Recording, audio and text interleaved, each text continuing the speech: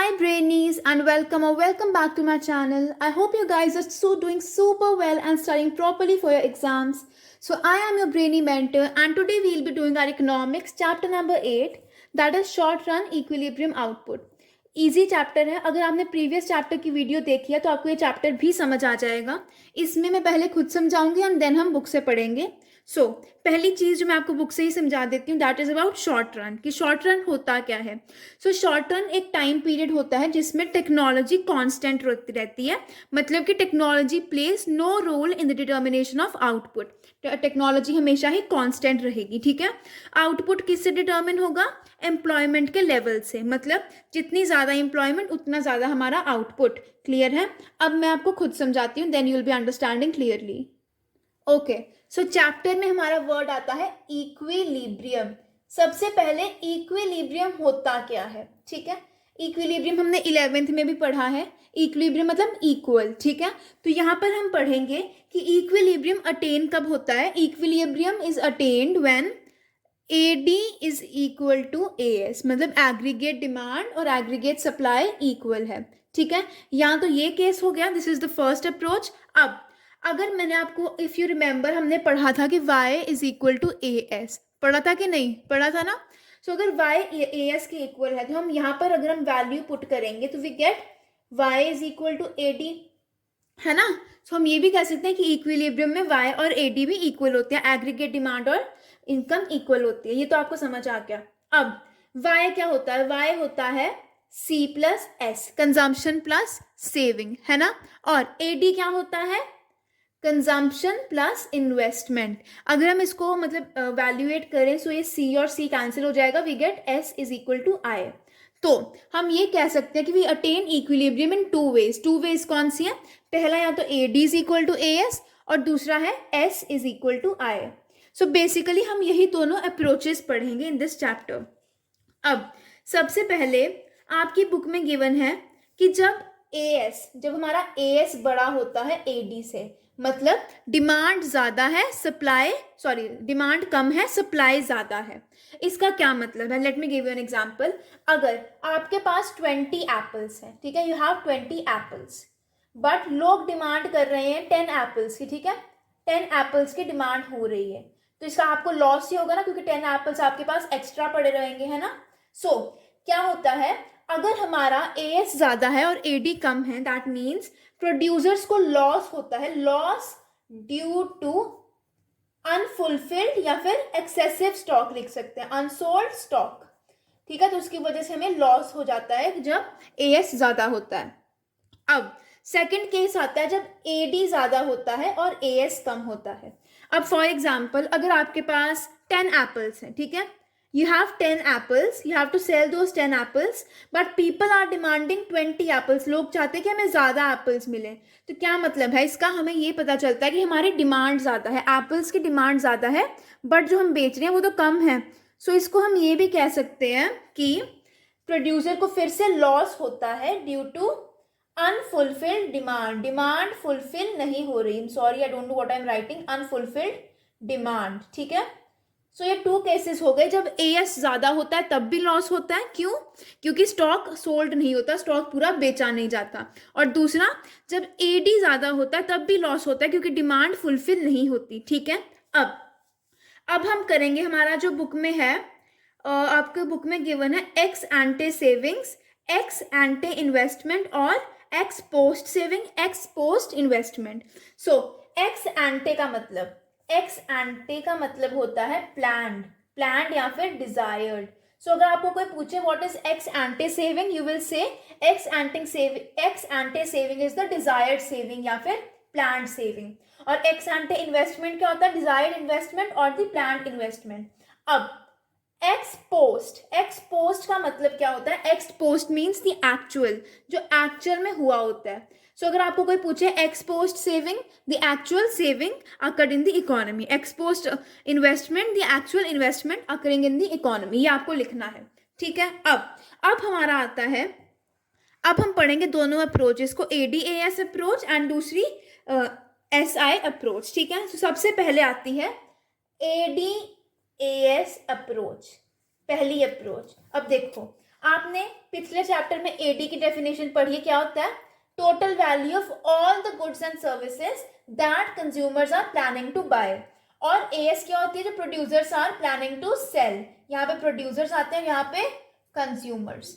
ठीक है, इतना तो आपको याद होगा ही। नहीं याद, go watch the previous video, अच्छे से क्लियर होगा। अब एएस का हमें क्या पता है? एएस फंक्शन कैसे होता है? ऐसा होता है ना, स्ट्रेट लाइन इनकम के बराबर y is equal to AS. तो ये तो हमारा हो गया एएस फंक्शन। अब एडी फंक्शन में क्या होता है? एडी क्या होता है पहले मुझे ये बताओ। एडी मैंने आपको बताया था, AD is C plus I. Investment is a straight line, तो आई आ गया। Consumption is a upward sloping line, जो कि कभी जीरो से स्टार्ट नहीं होती, because there is some autonomous consumption. मैंने आपको पिछले चैप्टर में बताया हुआ है। सो अगर हम इसको यहाँ से स्टार्ट कर रहे हैं फॉर एग्जाम्पल, सो ये हमारे पास स्ट्रेट लाइन आ गई कंजम्पशन की। ठीक है, इन्वेस्टमेंट आ गया, कंजम्पशन आ गया। ठीक है, अब एडी क्या होता है? सी प्लस आई। तो ये हमने मान लिया दिस इज एडी। क्लियर? अब ये हमारा हो गया एडी फंक्शन एंड ये हमारा हो गया एएस फंक्शन। इन दोनों को कंबाइन कर देंगे, हमारा इक्विलिब्रियम आएगा। देखो, चलो पहले ओके, सो अब हम इनका ग्राफ इकट्ठा ड्रॉ करेंगे। वी गेट दिस, ऐसे करके बनेगा। पहले हमने ले लिया y is equal to AS, ये आ गया हमारा स्ट्रेट 45 डिग्री की लाइन जो हमने पढ़ी है। Then we have our income straight line, then consumption. यहाँ से अगर हमने स्टार्ट की तो ये हमारी आ गई कंजम्पशन। ठीक है, एडी क्या होता है? सी प्लस आई, तो यहाँ पर हमने सी प्लस आई बना दिया, दैट इज एडी। ठीक है, अब यहाँ पर ये जो पॉइंट है जहां पर एडी और एएस मीट करते हैं, this point is your point of equilibrium. ठीक है, इस साइड हम ले लेंगे इनकम आउटपुट और इस साइड ले लिया हमने सी एंड आई। तो ये हमारा आ गया इक्विलिब्रियम लेवल यहाँ पर। अब अगर हम टेबल बनाते हैं ताकि हम अच्छे से प्रूव कर सके, तो टेबल बना ही लेते हैं। चलो, पहले हम लेंगे इनकम। इनकम हमने ले ली 0, 20, 40, 60, 80, 100 एंड 120 तक चलो ले ली। ठीक है, अब कंजम्पशन हमने ले ली 0 पर भी, क्योंकि थोड़ी ना थोड़ी कंजम्पशन होती है, तो हम ले लेंगे 0 पर हमने 30 की कंजम्पशन की। सो 30, 40, 50, 60, 70, 80 एंड 90। 10 का गैप हमने यहाँ पर ले लिया। ठीक है, अब इन्वेस्टमेंट क्योंकि फिक्स्ड होती है, तो इन्वेस्टमेंट हमने 20 की ले ली। ठीक है, और अब हमारा एडी क्या आएगा? AD is C plus I. Add करेंगे तो वी गेट 30 प्लस 20 50, 40 प्लस 20 60, है ना। आगे 70, 80, 90, 100 एंड 110 ऐसे करके आ गया। ठीक है, अब यहाँ पर क्या पता चला? ओवर हेयर ये देखो, y is equal to AD. क्या मतलब हुआ? एएस और एडी इक्वल हो गया, so this is the point of your equilibrium. अब इसको आप टेबल में वैसे ही सेम टू सेम प्लॉट कर सकते हो पॉइंट्स को, you will get the proper equilibrium point. I hope आपको क्लियर है। सो अब ये वाला पोर्शन हम बुक से कर लेते हैं कि जब एएस ज़्यादा होता है एडी से तो क्या होता है? जब सप्लाई ज़्यादा है, डिमांड कम है, तो हमारी जो इन्वेंट्री है, हमारी गुड्स स्टोर होती जाएंगी। तो क्या बोला जाएगा? If supply of goods is more, तो there is increase in unplanned inventory। हमारी जो सप्लाई, हमारी डिमांड कम है, तो जो हमारा स्टॉक है वो बढ़ता ही जाएगा। अब हम इसको फिक्स कैसे कर सकते हैं? हम फिक्स कैसे करेंगे? अगर हम अपनी प्रोडक्शन को कम करते। ठीक है, क्लियर है। अब जब हमारा एडी एएस से बड़ा होता है, तो तब क्या होता है? डिमांड ज़्यादा है तो लॉस होता है ना, डिमांड फुलफिल नहीं होती तो लॉस होता है, मतलब कि हमारी जो स्टॉक है वो कम पड़ रहा है हमें। ठीक है, स्टॉक हमारा कम है इसलिए हमें लॉस हो रहा है। ठीक है, तो अब इसको हम एडजस्ट कैसे करेंगे? अगर हम प्रोडक्शन ज़्यादा करें तो ये अपने आप ही एडजस्ट हो जाएगा। अब moving on to the SI approach, ये मैं फिर से आपको खुद ही समझाती हूँ। ओके, सो अब आती है एसआई अप्रोच। बहुत ईजी है। सबसे पहले हम बनाएंगे, आपको पता है सेविंग का जो ग्राफ है वो नेगेटिव से स्टार्ट होता है, यू नो ना। तो हमने ऐसे करके ग्राफ बना लिया। ठीक है, अब saving is positively related to Y, तो जैसे जैसे इनकम बढ़ेगी वैसे वैसे सेविंग भी बढ़ेगी। सबसे पहले हम इन्वेस्टमेंट का फंक्शन बना लेते हैं, that is a straight line. तो ये हमारी आ गई इन्वेस्टमेंट। अब अगर हम सेविंग फंक्शन बनाएं, यहाँ से स्टार्ट कर दिया, for example this is your saving function.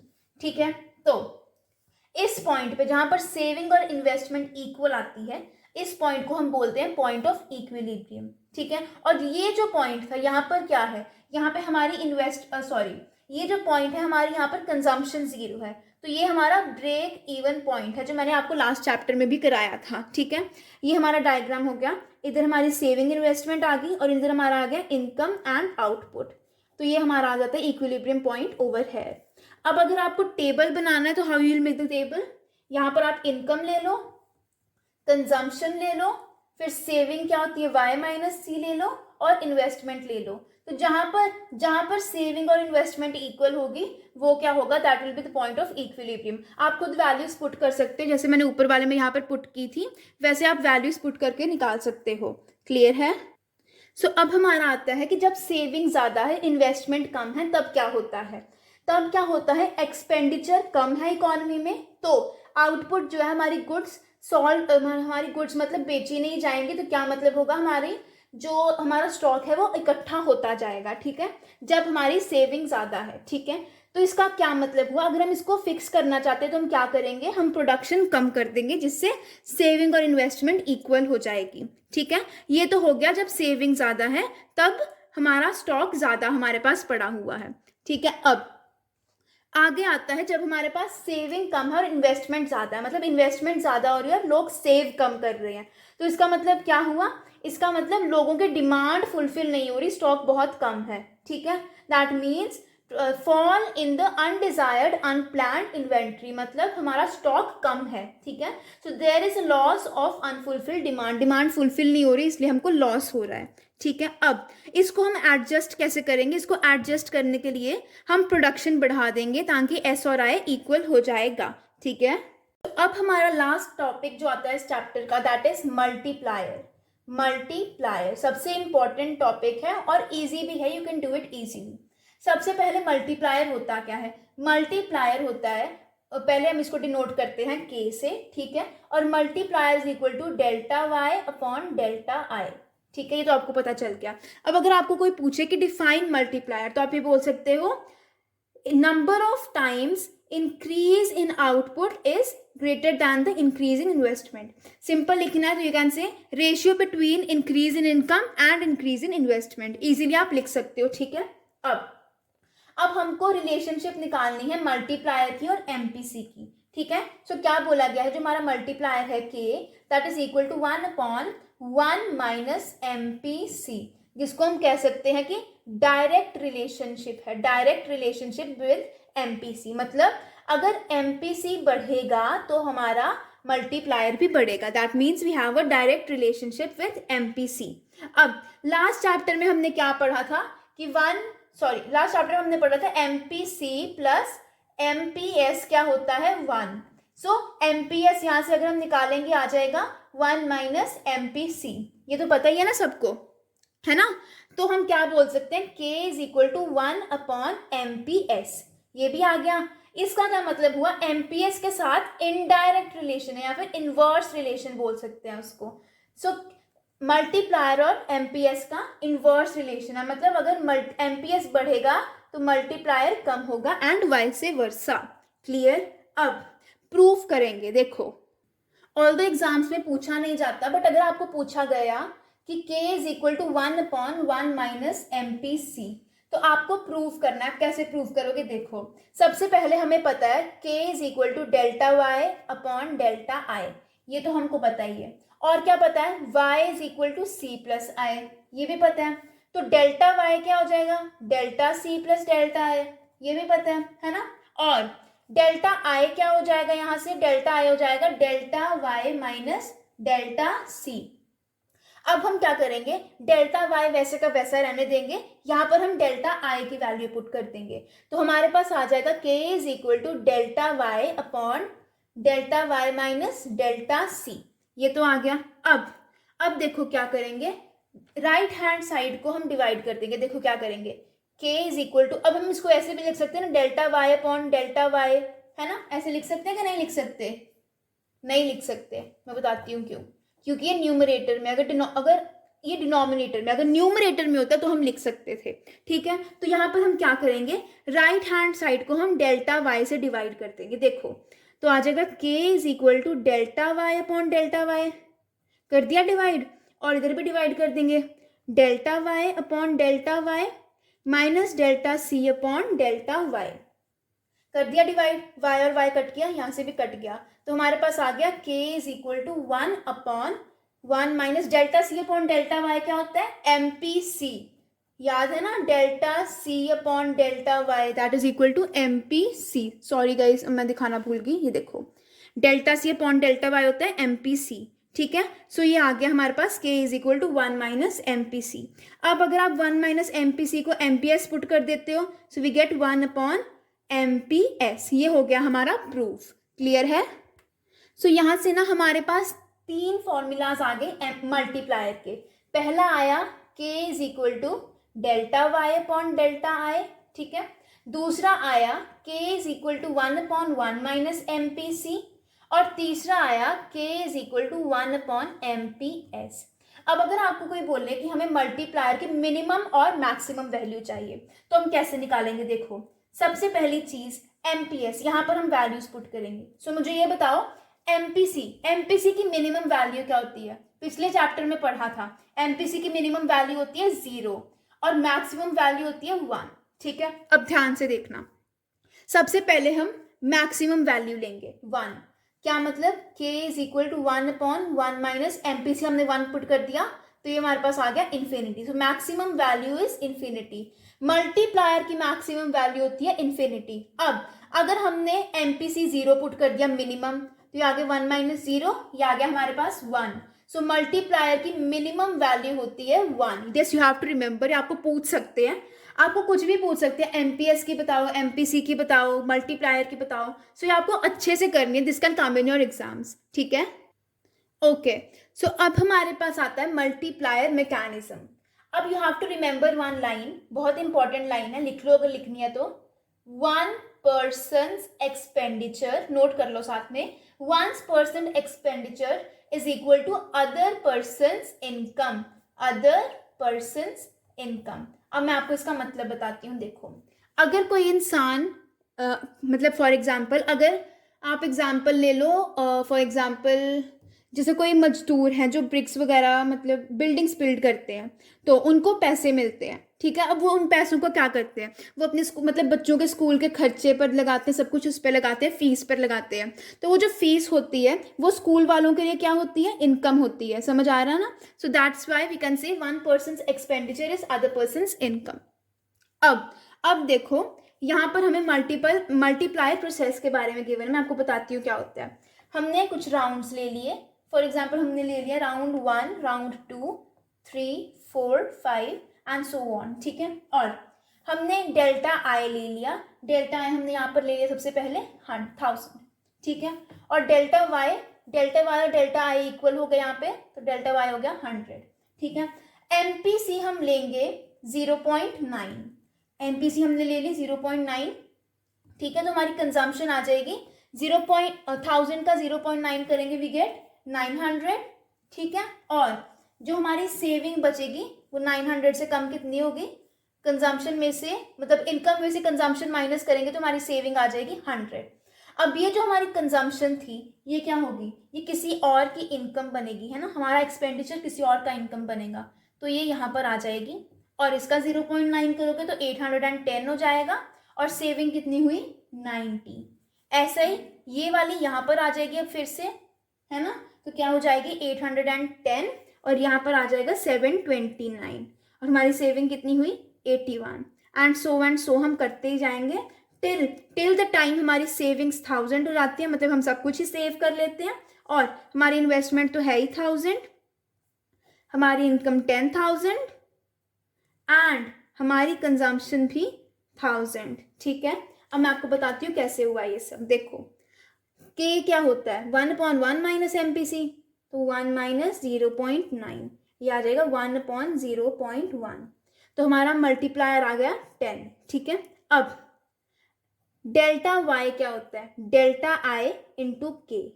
अगर आपको याद है हमने क्या पढ़ा था, k क्या होता है, delta y upon delta i, है ना, ये पढ़ा था कि नहीं पढ़ा था? पढ़ा था ना, k is equal to delta y upon delta i। तो डेल्टा y की बात करें तो आ जाएगा डेल्टा i इंटू के। अब delta y is equal to, हमको i पता है कितना है 1000, और k कितना है हमारा 10, तो हमारी इनकम आ जाती है यहाँ पे 10,000, ये आ गया ना 10,000, क्लियर है ना, समझ आ गया। अब लास्ट टॉपिक हमारा आता है forward and backward action. So देखो क्या बोला गया है, फॉरवर्ड एक्शन होता है increase in income caused by increase in investment, backward जब decrease in income due to decrease in investment, मतलब ऑपोजिट है एक दूसरे का। फॉरवर्ड एक्शन में क्या होता है, equilibrium level of income rises, और बैकवर्ड एक्शन में level of income decreases, clear है गाइस। आपको एक छोटा सा पार्ट एक्सप्लेन करना रह गया था, that is not in the book, तो मैं इसको ऐसे एक्सप्लेन कर देती हूँ। अगर आपको कोई बोले ADAS अप्रोच को और SI अप्रोच को इकट्ठे बनाना, तो आप कैसे बनाओगे? सबसे पहले आप ADAS अप्रोच बना लोगे, ऐसे करके थी ना, सॉरी मेरी ड्राइंग पता नहीं कहाँ को जा रही है, ये हमारी आ गई ADAS अप्रोच, यहाँ पर आ गया हमारा इक्विलिब्रियम। अब हम क्या करेंगे, दूसरा ग्राफ बनाएंगे ऐसे करके, ठीक है, इक्विलिब्रियम लाएंगे स्ट्रेट, जाने देंगे यहाँ तक। Then what we will be doing, investment बना दी, सेविंग आपको पता है नेगेटिव से स्टार्ट होती है, अगर यहाँ से स्टार्ट हो रही है सेविंग तो यहाँ पर ऐसे करके क्रॉस करेगी, इधर को क्रॉस करी तो ये हमारा इक्विलिब्रियम यहाँ पर आ जाएगा, और ये पॉइंट हो जाएगा हमारा ब्रेक इवन पॉइंट। ये हमारा डायग्राम आ जाएगा कंबाइन करके। सो दैट्स इट, हमारा पूरा चैप्टर खत्म हो जाता है। अगर आपको चैप्टर समझ आया, don't forget to like, share and subscribe to the channel. You are a brainy mentor, have a great day ahead. इस चैप्टर के notes I will be providing, जल्दी से देख लेना, इजीली समझ आ जाएगा। Thank you so much.